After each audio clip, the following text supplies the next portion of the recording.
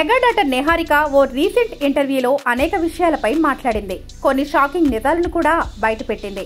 తాను పుట్టగానే ఒక పెద్ద సినిమాలో ఆఫర్ వచ్చిందని, కానీ దానిని అఖిల్ ఎగరేసుకొని పోయాడని ఆమె సంచలన కామెంట్స్ చేసింది. ఇంతకీ అఖిల్ ఆమె కెరియర్కు ఎలా మైనస్ అయ్యాడు అని అనుకుంటున్నారు కదా.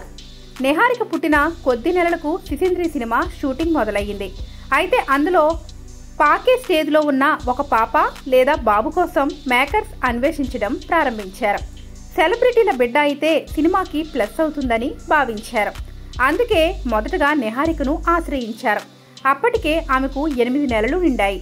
మామూలుగా 8 నెలలు దాటేసరికి పిల్లలు పాకుతారు. కానీ నిహారిక అప్పటికే నడవడం ప్రారంభించిందట. కానీ మేకర్స్ ఇలా నడిచే అమ్మాయి తమకు వద్దని అనుకున్నారు. అంతలోనే అక్కినేని నాగార్జున కుమారుడు అఖిల్ గురించి వారికి తెలిసింది. అఖిల్ అప్పటికి పాకే స్టేజ్లోనే ఉన్నాడు.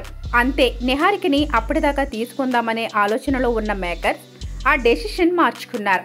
తర్వాత అఖిల్ను సెలెక్ట్ చేసుకున్నారు. ఒకవేళ నిహారిక ఈ సినిమాతో పరిచయమైనట్లయితే మంచి గుర్తింపు వచ్చేది. ఆ తర్వాత మరిన్ని సినిమాల్లో బాలనటిగా నటించి ఉండేది. ఆ విధంగా కెరియర్ లైఫ్ను ఆమె నెమ్మదిగా బిల్డ్ చేసుకొని చివరకు స్టార్ హీరోయిన్గా ఎదిగి ఉండేదేమో. కానీ ఆమెకు చిన్నతనం నుంచే సినిమాలలో మంచి అవకాశాలు రాకుండా పోతున్నాయి.